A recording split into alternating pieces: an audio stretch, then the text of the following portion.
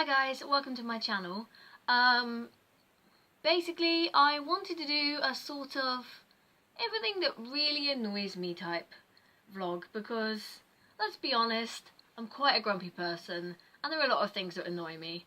Now don't worry, I haven't abandoned travel, I haven't abandoned adventure, it's still my main theme, but I think maybe either once a week or maybe once every 2 weeks I'll have a little rant video just to help keep myself sane. So I'm starting with this one, something that really annoyed me in the last week and I just have to get it off my chest. So if you like this type of video, or also if you like adventure, travel and stories about those things, make sure to subscribe, and on with the story.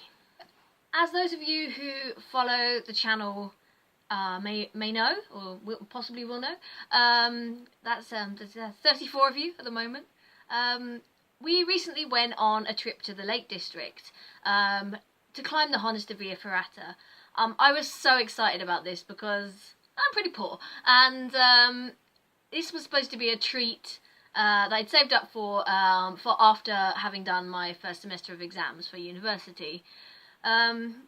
We always choose this type of adventure. I have a very good friend called Ollie who's with me on a lot of these type of trips.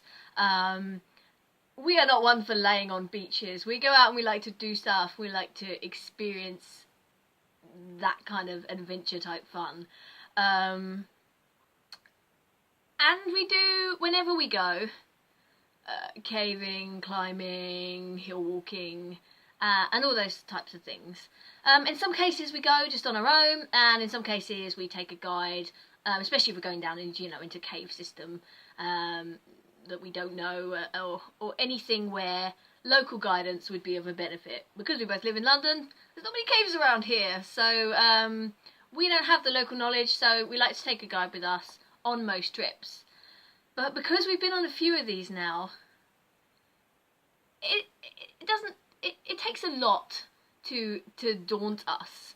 No, I've been daunted. I was pretty daunted the time that I was certifying for my open water diving, and when I panicked and tried to rush to surface after I couldn't clear my mask, the instructor held my foot and stopped me from ascending. That was I panicked there, I'm going to admit.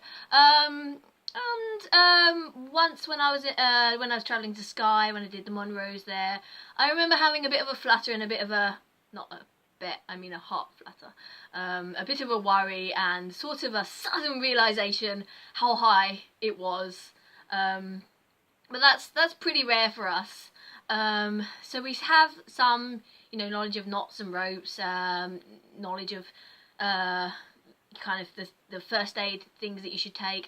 We're both in medical professions actually, so we're perfectly capable of looking after ourselves and treating ourselves and each other if we need to. And we certainly don't need any help in the aspect of any kind of psychological support in terms of being able to cope with scary activities. It's just something that we're used to, and I love finding different things and finding stuff which test that limit. So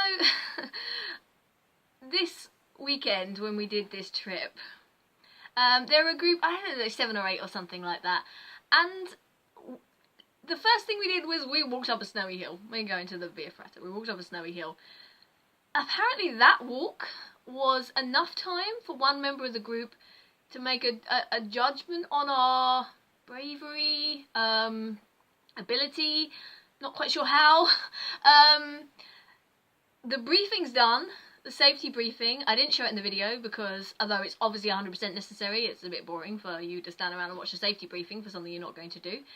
After it's done, he says people that go are nervous go in the middle, and other people can go on the front or the back, it doesn't matter.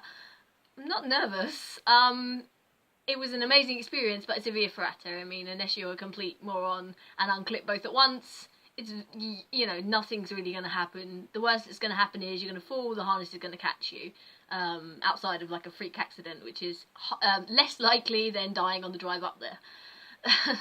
So I ran to my friend who was literally standing on the other side of the circle of people because she's my friend. I want to go through the via ferrata with her next to me. And this guy stands up and he says, do these girls want to go in the middle? You think they might need some help? And I was like, that's an interesting one. Why do you feel like we should go in the middle? He's like, well, you know, you seem the least experienced. I was, okay. That's, I mean, in my mind, this was, that's an interesting one. I'm not quite sure how you ascertained our experience from watching us walk up a hill. Now, I'm not saying we're the most experienced because of the infrequency that we can do these things because, you know, we live in the city and we both got relatively low paid jobs, etc, etc. But we are not inexperienced. And I felt like the assumption was because we were young girls that we were inexperienced automatically. I said, okay, so why though do you feel that we're inexperienced? He was like, because when he said the placements, you ran over to your friend who was standing near the back of the queue of people that were going to go in the order on the via ferrata. And I was like, yeah, if you'd have actually listened, that meant that I wasn't nervous and I'm not trepidous. And I said, I really don't care where I go, but don't make a weird assumption as to my ability. If you see me, like out doing an activity and you think that I've got low ability, that's absolutely fine. You can make that judgment once you've actually seen me doing it. But you didn't see me do it, so you literally have no idea.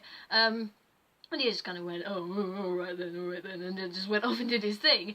And later on, he was, you know, he's funny enough. He answered questions and stories that I was telling, and he seemed all right. But I do have to say that one of his friends, possibly his father-in-law, was having some struggles with the fitness aspect of the via ferrata. That's absolutely fine. It's a guided trip. There's no reason why he shouldn't still try to do it. Do you not think that you should have been a bit closer to him, supporting him, and not just leaving him to struggle on his own? Or actually what happened, other people aside from you came back to help him. That's a surprising move from someone who purports so much experience that he can judge somebody else's experience from a 5-minute walk up a snowy hill. That's the whole story, really. Most of the rest of the via ferrata was us kind of bumbling around, climbing here and there, having great fun, looking at the views. As you can see from I'll link the via ferrata video here if you're keen, you want to see it. This is meant in a kind of emotional rant type of way. So if you are that gentleman or that group of people that we did the via ferrata with, I'm not having a go at you. Don't take offence. It's just my viewpoint on what happened.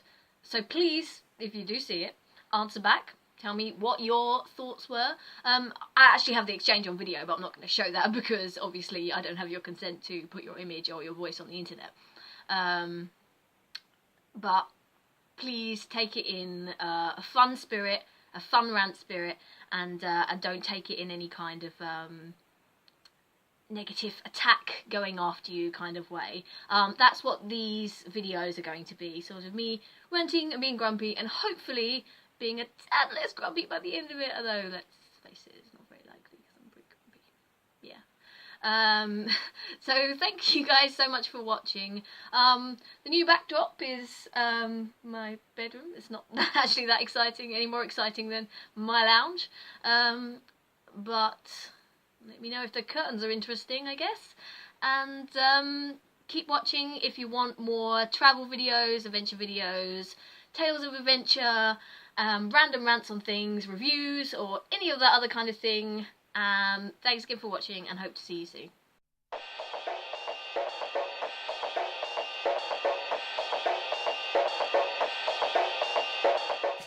How long have you been doing this for? First day today. Oh, good. In which case it's not Never mind then.